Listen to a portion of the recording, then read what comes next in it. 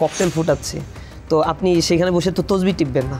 বিরোধী পক্ষকে প্রতিহত করার জন্য রাস্তা পাহারা দেওয়া, এটা তো অতীতেরও কালচার ছিল, তাহলে এখন কি নতুন কোনো সংস্কৃতির জন্ম হচ্ছে না?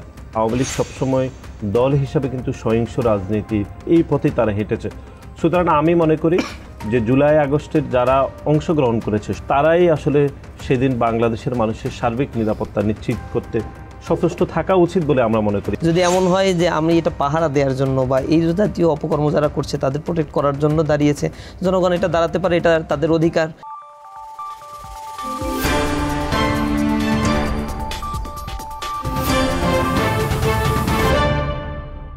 প্রিয় দর্শক, টিবিএসের নিয়মিত আয়োজন রোড টু ইলেকশন আপনাদের স্বাগতম। আজ আমাদের সাথে অতিথি হিসেবে উপস্থিত আছেন তরুণ প্রজন্মের দুজন প্রতিনিধি। আসুন আমরা তাদের সাথে পরিচিত হই। আমার ডান পাশে আছেন বাংলাদেশ ইসলামী ছাত্র শিবিরের সেক্রেটারি জেনারেল নুরুল ইসলাম সাদ্দাম। আমার বাম পাশে আছেন বাংলাদেশ জাতীয়তাবাদী ছাত্র দলের সাধারণ সম্পাদক নাসিরউদ্দিন নাসির। আপনাদের দুজনকে আমাদের স্টুডিওতে স্বাগতম। আপনারা কেমন আছেন? আলহামদুলিল্লাহ। আপনি কেমন আছেন? আলহামদুলিল্লাহ। আমরা শুরু করতে চাই শুরু থেকে। আজকে জানেন যেটা হলো, প্রধান উপদেষ্টা জাতির উদ্দেশ্যে ভাষণ দিয়ে আমাদের এখানে যে একটা ডিবেট চলছিল যে আগামী নির্বাচন এবং গণভোট কোনটা আগে কোনটা পরে, উনি ঘোষণা দিয়েছেন জাতীয় নির্বাচন ও গণভোট একই সঙ্গে অনুষ্ঠিত হবে।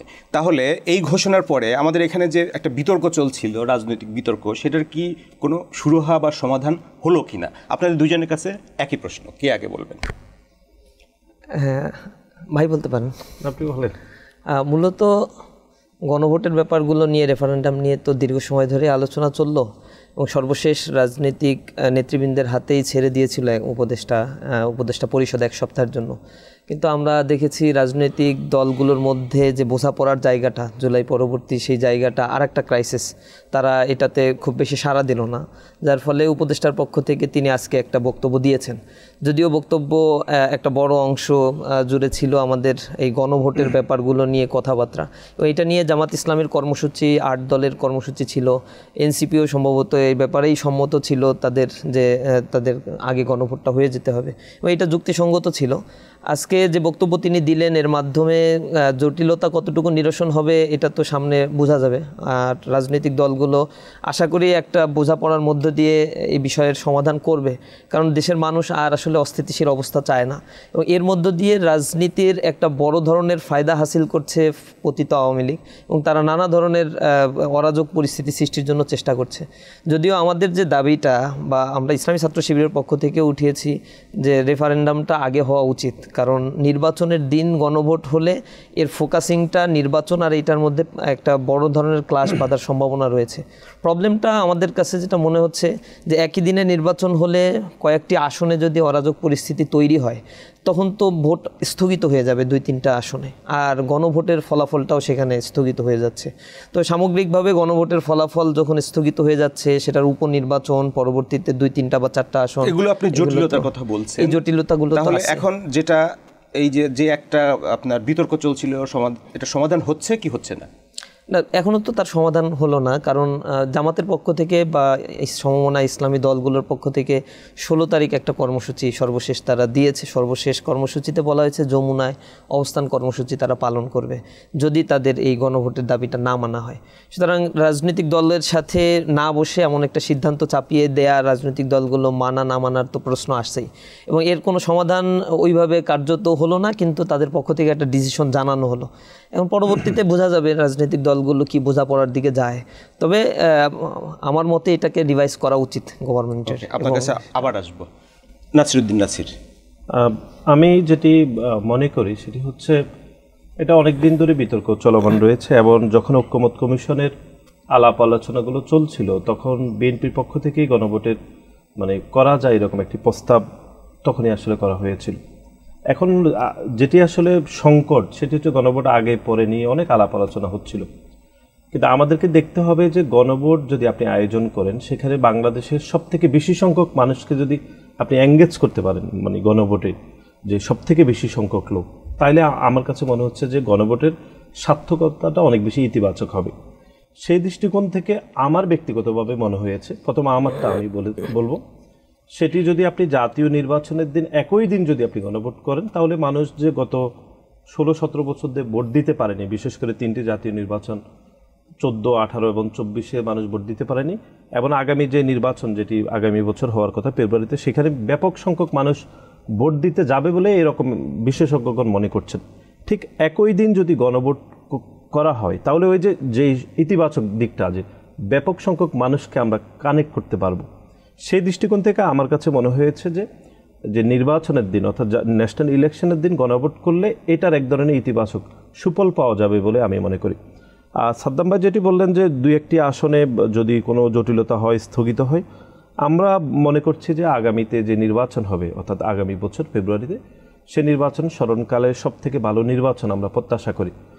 বাংলাদেশের মানুষ মুখিয়ে আছে যে নির্বাচনে ভোট দেওয়ার জন্য, এবং আমরা মনে করি 2-1টি ঘটনা ঘটলেও সরকার, আইন শৃঙ্খলা বাহিনী সব কিছু শক্তভাবে করলে আমার কাছে মনে হচ্ছে সেটি খুব বেশি প্রতিবন্ধক হবে না বলে আমার মনে হয়। আপনি কি মনে করছেন প্রধান উপদেষ্টার এই ঘোষণার মধ্য দিয়ে যে একটা বিতর্ক চলছিল, একটা সংকট চলছিল, সেটার অবসান হবে?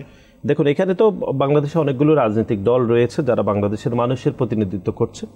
তো জামাত ইসলাম, এনসিপি সহ কয়েকটি রাজনৈতিক দল তারা ভিন্ন মত পোষণ করেছেন, কিন্তু বিএনপি সহ অনেকগুলো দল তারা একই দিন চেয়েছে। তা আমার কাছে মনে হচ্ছে সরকার নিশ্চয় আলাপ আলোচনা করেছে, বিশেষজ্ঞদের মতামত নিয়েছে, নেওয়ার পরেই সরকার আমার মনে হচ্ছে সব থেকে ভালো সিদ্ধান্তটি নিয়েছে। এবং আমি মনে করি বিএনপি সহ বেশিরভাগ দল কিন্তু জাতীয় নির্বাচনের দিনই গণভোট হওয়ার পক্ষে। জামাত ইসলাম, এনসিপি সহ তারাও কয়েকটি দল রয়েছে। তো সুতরাং মতপার্থক্য থাকবেই, কিন্তু আমার কাছে মনে হয় যে সিদ্ধান্তটি এখন উপনীত হয়েছে, সেই সিদ্ধান্তে জামাত ইসলাম, এনসিপি সহ এই সিদ্ধান্ত মেনে নেওয়া উচিত বলে আমি মনে করি। এবং আমাদের যে সংকটটা, এই যে গত 17 বছরে আমরা একটা গণতান্ত্রিক সরকার প্রতিষ্ঠা করতে পারিনি, মানুষের সরকার প্রতিষ্ঠা করতে পারিনি, আমার আপনার সাদ্দাম ভাইয়ের সরকার তৈরি হয়নি। আমার কাছে মনে হয়েছে একটি সরকার তৈরি হলে আমার কাছে মনে হচ্ছে সকল সমস্যার আসলে সমাধান হয়ে যাবে বলে আমি মনে করি। আমরা একটু ভিন্ন প্রসঙ্গে আসি। আওয়ামী লীগের কার্যক্রম নিষিদ্ধ, তো কার্যক্রম নিষিদ্ধ হওয়া আওয়ামী লীগের লকডাউন ছিল ঢাকায়। আমরা দেখেছি বিএনপি, জামাত ইসলামী, ছাত্রদল, ছাত্র শিবির সহ অনেকেই রাস্তায় আজকে মিছিল সমাবেশ করেছে, তাই তো? তো আপনারাও ছিলেন, কেমন মোকাবেলা করলেন যারা লকডাউনের ডাক দিয়েছিল তাদেরকে? লকডাউন যারা ডাক দিয়েছিল তাদের তো সকাল থেকে খুব বেশি হদিস পাওয়া যায়নি, এবং তারা কয়েকদিন ধরেই চোরাগুপ্তা হামলা চালাচ্ছে, অগ্নিসন্ত্রাস করেছে, এবং তাদের কাছে তো আসলে প্রচুর টাকা আছে। এই দেশ থেকে তো $240 বিলিয়ন তারা পাচার করেছে, এবং বিদেশ থেকেও এগুলো অর্গানাইজ করার জন্য যারা মিছিলে ব্যানার ধরছে, পত্রিকাগুলোতে আসছে, ব্যানার ধরলে 8,000 টাকা। আজকে তো কাউকে কোথাও আপনারা পান নাই নাকি পেয়েছেন? না, এখনো পর্যন্ত কোনো ধরনের অপ্রীতিকর ঘটনা ঘটিয়েছে এমন কোনো নিউজ তো আমাদের কাছে আসেনি। এর মূল কারণ হতে পারে আমাদের রাস্তায় অবস্থানের কারণে তারা এই জায়গাগুলোতে হয়তো আসে নাই। তবে বর্তমান পরিস্থিতিতে যে সুযোগগুলো আওয়ামী ফ্যাসিবাদ নিতে চাচ্ছে, এবং এখনও 1 বছর 1.5 বছরের মাথায় এসে তারা আবার রিঅর্গানাইজ হচ্ছে, এবং তাদের সন্ত্রাসী কর্মকাণ্ডগুলো দিয়ে মানুষের মনে একটা ভীতিকর অবস্থা সৃষ্টি করার জন্য তারা পায়তারা চালাচ্ছে। এর এগেনস্টে রাজনৈতিক দলগুলোর তো আসলে এটা রেসপন্সিবিলিটি, এবং জুলাই আন্দোলনে যারা কাঁধে কাঁধ মিলিয়ে এই ফ্যাসিবাদকে বিতাড়িত করেছে তারা আবার তাদের বিচার করা হচ্ছে। এর এগেনস্টে গিয়ে তারা লকডাউন, ঢাকা ঘেরাও কর্মসূচি, নানা ধরনের অরাজক পরিস্থিতি সৃষ্টি করার। একটা বিষয় আপনাদের দুজনের কাছে প্রশ্ন, সেটা হলো যে আপনি বলছেন রাস্তায় তাদেরকে কোথাও খুঁজে পাওয়া যায়নি বা ওইভাবে নামেনি। খুঁজে তো 1.5 বছর ধরেই পাওয়া যাচ্ছে। মাঠ আপনাদের দখলে ছিল, মাঠ আপনাদের দখলে ছিল, জনগণের দখলে ছিল। আচ্ছা, জনগণের দখলে ছিল, আপনাদের ভাষায় জনগণের দখলে ছিল। কিন্তু এই যে কিছু হবে এই আশঙ্কায় আপনারাও মাঠে নামলেন, বিপুল পরিমাণে আপনার আইন শৃঙ্খলা বাহিনী মোতায়েন করা হলো, জনগণের ভিতরে কিন্তু একটা আতঙ্ক ছিল। শহরের পরিবেশ পরিস্থিতি কিন্তু স্বাভাবিক ছিল না।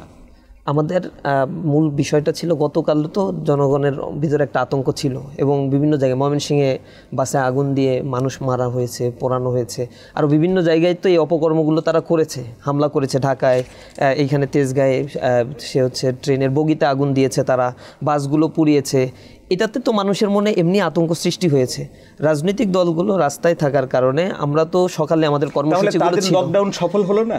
যদি এখন তারা দাবি করে যে আমাদের লকডাউন সফল, তারা তো এই পরিস্থিতি ঘোলাটে করে তারপরে মানুষের মনে ত্রাস সৃষ্টি করার চেষ্টা করেছে, এবং এটা যে কোনোভাবেই তারা সন্ত্রাস করার জন্য চেষ্টা করবে।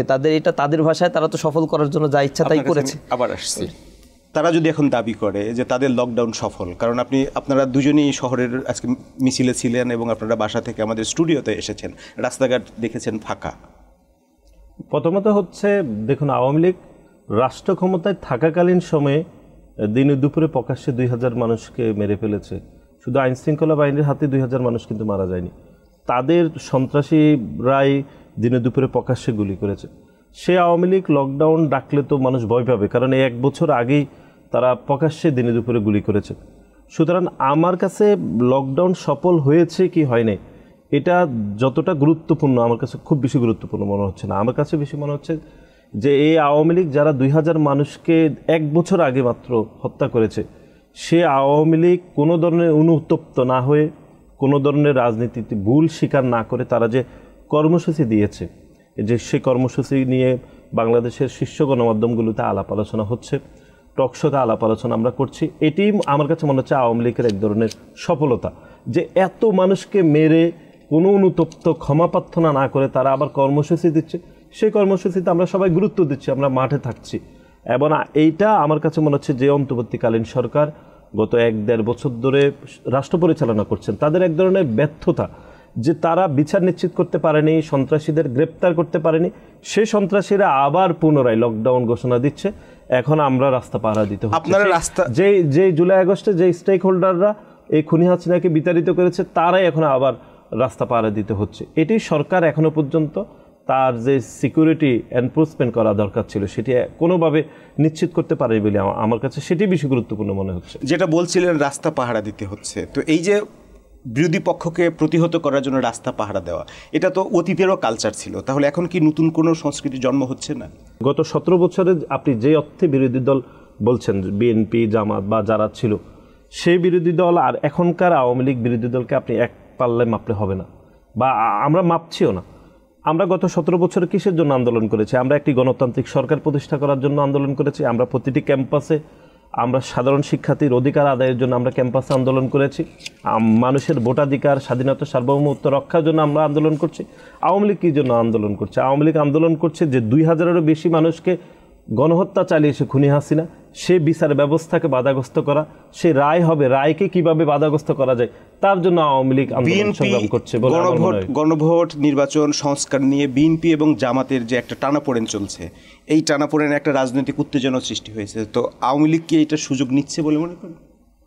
এটি আমার কাছে মনে হয় এই সুযোগটা আওয়ামী লীগ নেবেই, এবং আওয়ামী লীগ সুযোগ নিচ্ছে। সেজন্য আমাদের দলের ভারপ্রাপ্ত চেয়ারম্যান গতকালই বলেছেন যে আমাদের মতভেদ থাকবে, মতপার্থক্য থাকলেও যে আগামী ফেব্রুয়ারিতে যে নির্বাচন অনুষ্ঠিত হবে সেই নির্বাচনের জন্য আমাদের দলের পক্ষ থেকে সকল রাজনৈতিক দলকে অনুরোধ করা হয়েছে যে আমরা সকলে নির্বাচনমুখী যেন হয়ে যাই। তাহলে নির্বাচনমুখী হলে আমরা আশা করি এই সকল সমস্যার খুব দ্রুত সমাধান হওয়ার এক ধরনের বাস্তবতা আসলে রয়েছে। এখানে আমি একটু অ্যাড করতে চাই যে আওয়ামী লীগের দেখবেন যে যারা গ্রেপ্তার হয়েছিল প্রায় তাদের 4 ভাগের 3 ভাগকে আবার জামিনে মুক্তি দেওয়া হয়েছে, এবং তারা যে এইরকম গণহত্যার সাথে জড়িত, এর কারণে তাদের উপরে যে ধরনের শাস্তি তারা প্রাপ্য, একেবারে চাক্ষুষ প্রমাণ রয়েছে, ভিডিও ফুটেজ রয়েছে, সে আলোকে গভর্নমেন্ট এখনও পর্যন্ত কোনো পদক্ষেপ নেয়নি। আবার আইন শৃঙ্খলা রক্ষাকারী বাহিনীর মধ্যে আওয়ামী লীগের একেবারে এস্টাবলিশমেন্ট রয়েছে, প্রশাসন থেকে শুরু করে সব জায়গাগুলোতে গভর্নমেন্ট তো অনেকটা নিরুপায় হয়ে গিয়েছে, এবং পরিস্থিতি সামাল হয়তো গভর্নমেন্ট বলছে এক ধরনের, কিন্তু ফাংশন করছে না। আমরা দেখতাম যে আওয়ামী লীগের ফ্যাসিবাদী আমলে আমরা একটা মিছিল করার জন্য এক জায়গায় দাঁড়ালে সাথে সাথে পুলিশ এসে হামলা করে আমাদেরকে জেলে ভরতো, গ্রেপ্তার করতো। একটা মসজিদে একটা প্রোগ্রাম করতে গেলে ধরে নিয়ে জঙ্গি মামলা দিয়ে আমাদেরকে জেলে আটকে রাখতো। অথচ বর্তমান গভর্নমেন্টের অবস্থা, আইন শৃঙ্খলা রক্ষাকারী বাহিনীর অবস্থা খুবই নাকাল একটা পরিস্থিতি রয়েছে, শতভাগ সুযোগ নিচ্ছে। এ কারণেই রাজনৈতিক দলগুলোর এখন দায় হয়ে পড়েছে, যেহেতু এই আন্দোলনটা হয়েছে, রাজনৈতিক দলগুলো এঙ্গেজ ছিল, ছাত্র জনতা এঙ্গেজ ছিল। আপনারা দেখেছেন ডাকসুর পক্ষ থেকে, রাকসু চাকসুর পক্ষ থেকে, অন্য অন্য কলেজগুলো থেকেও সাধারণ ছাত্ররা গতকাল রাত্রে পাহারা দিয়েছে। এটা এমন না যে শুধু রাজনৈতিক দলগুলোই করেছে, রাজনৈতিক দলও তো এই সমাজেরই একটা পার্ট, এবং তারা চায় স্থিতিশীল অবস্থা বজায় থাকুক। এবং এই কিছুদিন আগে যারা এত বড় একটা হত্যাযজ্ঞ চালালো, তাদের বিচারের মুখোমুখি করার আগেই তারা আবার রিস্টোর করতে চাচ্ছে নিজেদেরকে, এবং এই ইলেকশনে তাদের না হলে নাকি ইলেকশন হবে না, অথচ তারাই ইলেকশন চায় নাই। দীর্ঘ সময় ধরেও নিজেদের দিনের ভোট রাতে করেছে, এরপরে 153টা আসনে বিনা ভোটে তাদের এমপি নির্বাচিত হয়েছে। এরকম একটা ফ্যাসিবাদী কাঠামো তারা তৈরি করার পরে এখন আবার তারা সন্ত্রাসী কাঠামো তৈরি করে মানুষের মধ্যে একটা ত্রাস সৃষ্টি করছে। এবং আমাদের এটা একেবারেই লায়াবিলিটির জায়গা থেকে রাস্তায় অবস্থান করা বা কর্মসূচি পালন করা। দেখবেন কর্মসূচি মিছিল করেছে একেবারে আর্লি ফজরের পরে, যাতে মানুষের স্বাভাবিক জীবনযাত্রা যখন শুরু হয় অফিসিয়াল আওয়ার অথবা স্কুল টাইমগুলোতে প্রবলেম না হয়। এরপরে রাস্তায় রাস্তায় হয়তো মানুষ অবস্থান করছে, পাশে অবস্থান করছে, যেন কোনো ধরনের অপ্রীতিকর ঘটনা তারা ঘটাতে না পারে। এবং এ কারণে সকাল থেকে আজকে সারাদিনে যে হাকডাক তারা দিয়েছিল এগুলো কিছুই তারা করতে পারেনি। আপনারা মাঠে থাকার কারণেই এটা তো অবশ্যই, রাস্তায় মানুষ থাকলে তারা তো অপ্রীতিকর ঘটনা ঘটাতে কিন্তু পারে। এই যে কর্মীরা লাঠি সোটা নিয়ে যখন মাঠে নামে, তাহলে ভবিষ্যতে আপনাদের একটা বদনাম হয়ে যাবে না? একজন ছাত্রলীগ বদনাম কুড়িয়েছিল হেলমেট বাহিনী হিসেবে, না আপনারাও কি লাঠিয়াল বাহিনী হিসেবে বদনাম হবে না? না, এখানে হচ্ছে ওরা হামলা করছে, চোরাগুপ্তা হামলা, ককটেল ফুটাচ্ছে, তো আপনি সেখানে বসে তো তসবি টিপবেন না। নিজেদের সেফ করার, তো ডিফেন্স করার মতো সকল আইনগত অধিকার সংবিধানই আপনাকে দিয়েছে। তো লাঠি নিয়ে আমি আসলে ভাঙচুর করছি কিনা, মারামারি করছি কিনা, বা সাধারণ জনগণের জানমালের ক্ষতি করছি কিনা, এটা হচ্ছে বিবেচ্য বিষয়। যদি এমন হয় যে আমি এটা পাহারা দেওয়ার জন্য বা এই জাতীয় অপকর্ম যারা করছে তাদের প্রোটেক্ট করার জন্য দাঁড়িয়েছে, জনগণ এটা দাঁড়াতে পারে, এটা তাদের অধিকার এবং সেলফ ডিফেন্সের অধিকার সবারই রয়েছে। সামনের 17 নভেম্বর যে শেখ হাসিনার বিরুদ্ধে দায়ের হওয়া মানবতা বিরোধী মামলার রায় হওয়ার তারিখ ঘোষিত হয়েছে, তো সেদিনও তারা যদি এরকম কোনো কর্মসূচি ঘোষণা করে থাকে বা তারা কিছু চেষ্টা করতেই পারে, আপনার আশঙ্কা করা হচ্ছে, সেক্ষেত্রে আপনাদের কৌশল কী হবে? আমরা তো রাস্তায় থাকার কৌশলী অবলম্বন করেছি। যেহেতু রাস্তায় তারা অপ্রীতিকর ঘটনা ঘটাচ্ছে, অবশ্যই রাস্তায় অবস্থান করতে হবে। তারা যেন এগুলো না করতে পারে, আইনশৃঙ্খলা রক্ষাকারী বাহিনীর সাথে আমরা কথা বলেছি। আমরা তাদেরকে বলেছি আপনারাও আসেন, আমরাও কাছে আসি, সাথে আছি। যদি এমন কোনো কিছু দেখি বা ধরা পড়ে তাহলে সাথে সাথে প্রোটেক্ট করবেন তাদেরকে। আমাদের স্লোগান হচ্ছে আওয়ামী লীগের যারা, তাদেরকে ধরে জেলে দিতে হবে, পুলিশে সোপর্দ করতে হবে, আইন হাতে তুলে নেওয়া যাবে না। ওই একই স্টাইল বিএনপির ক্ষেত্রেও দেখছি, জামাতের ক্ষেত্রেও দেখছি, তারা কিন্তু স্লোগানেই বলছে লীগ ধর জেলে ভর, ওরা বলতে হচ্ছে একটা শিবির ধর, ধরে ধরে জবাই কর। আমাদের স্ট্র্যাটেজি এরকম না, আমরা আইনের হাতে সোপর্দ করতে চাই এবং আইন তাদের নিয়ম অনুযায়ী বিচার ফয়সালা করুক, সেই জিনিসের ক্ষেত্রে আমরা সহযোগিতা করতে চাই। কারণ আজকে রাস্তায় যদি কেউ মারা যায়, সেটা তো আমার ভাই, আমার বোন বা আমারই কোনো একজন দেশের নাগরিক। আমার রাজনৈতিক দলের নেতাকর্মীদের এটা লায়াবিলিটি আছে, সেই কাজগুলো এই দায়বদ্ধতার জায়গা থেকে অবশ্যই তাদের কর্মসূচি থাকবে। আপনাদের কৌশল কি হবে? না দেখুন, 17 তারিখ কয়েকটা প্রশ্ন কিন্তু ওনাকেও জিজ্ঞেস করেছি, যেটা হেলমেট বাহিনী হিসেবে পরিচিতি তারা পেয়েছিল, এখন লাঠি সোটা নিয়ে থাকলে আপনাদের বদনাম হবে কিনা লাঠিয়াল বাহিনী হিসেবে। তারপরে হচ্ছে 17 নভেম্বর। না, লাঠি সোটা নিয়ে সেটি বিচ্ছিন্নভাবে দুই একটি ঘটনা হয়তো বা দৃষ্টিগোচর হয়েছে গণমাধ্যমে। বেশিরভাগই জায়গায় মানুষ স্বতঃস্ফূর্তভাবে হয়তো পাহারা দিচ্ছে, বা মানুষজনই যারা জুলাই আগস্টে অংশগ্রহণ করেছে তারাই আসলে হচ্ছে সার্বিক বিষয়ে আসলে দেখছেন। আর আরেকটি বিষয় যেটি 17 তারিখের বিষয়ে আপনি যেটি বললেন, আমার কাছে মনে হয় এটি খুবই গুরুত্বপূর্ণ যে 17 তারিখ যে একটি রায় হবে। আমরা আমাদের দলের পক্ষ থেকে বা হচ্ছে এই যে জুলাই আগস্টে এতগুলো মানুষকে হত্যা করার বিপরীতে আমাদের নিশ্চয় আকাঙ্ক্ষা থাকবে যে এটার বিচার যেন নিশ্চিত হয় এবং সর্বোচ্চ যেন শাস্তি হয়। সুতরাং সেদিন এক ধরনের পরিস্থিতি তৈরি করতে আওয়ামী লীগ চাইবে, বা আওয়ামী লীগ সবসময় দল হিসাবে কিন্তু সহিংস রাজনীতি সবসময় এই পথেই তারা হেঁটেছে। সুতরাং আমি মনে করি যে জুলাই আগস্টের যারা অংশগ্রহণ করেছে, সকল রাজনৈতিক দল, ছাত্র জনতা, শ্রমিক, তারাই আসলে সেদিন বাংলাদেশের মানুষের সার্বিক নিরাপত্তা নিশ্চিত করতে সচেষ্ট থাকা উচিত বলে আমরা মনে করি, এবং সেটি থাকবে বলে আমার ব্যক্তিগতভাবে মনে হয়। এবং আরেকটি বিষয় যেটি আমার মনে হচ্ছে, অতীতে ছাত্রলীগ যে ধরনের রাজনীতি করেছে তার বিপরীতে গত 1-1.5 বছরে সেই ধরনের রাজনীতি কিন্তু চলমান নেই। বিশেষ করে ছাত্রলীগের রাজনীতি বা আওয়ামী লীগের রাজনীতি, দু একটি ঘটনা সেটি বিচ্ছিন্নভাবে হলেও সামগ্রিকভাবে কিন্তু আওয়ামী লীগের বিপরীতে যে ধরনের সহিংস রাজনীতি করা উচিত ছিল বা মানুষ মনে করে, সেই ধরনের রাজনীতি চলমান কিন্তু নেই। বরং সুশাসন নিশ্চিত করার জন্য, মানবাধিকার নিশ্চিত করার জন্য সরকারের পক্ষ থেকে, আইন শৃঙ্খলা পক্ষ থেকে যাবতীয় বিষয় কিন্তু করা হচ্ছে বলে আমার ব্যক্তিগতভাবে সেটি মনে হয়। নাসিরউদ্দিন নাসির, নুরুল ইসলাম সাদ্দাম, আমাদের সময় দেওয়ার জন্য আপনাদের দুজনকে অসংখ্য ধন্যবাদ। আপনারা ভালো থাকবেন, সুস্থ থাকবেন, নিরাপদে থাকবেন। আপনাকেও ধন্যবাদ। আপনার মাধ্যমে বিজনেস স্ট্যান্ডার্ডের সকল দর্শকদেরকে ধন্যবাদ জানাচ্ছি। প্রিয় দর্শক, আজ এ পর্যন্তই। আমাদের সাথে থাকার জন্য আপনাদের ধন্যবাদ। আপনারা ভালো থাকবেন, সুস্থ থাকবেন, নিরাপদে থাকবেন।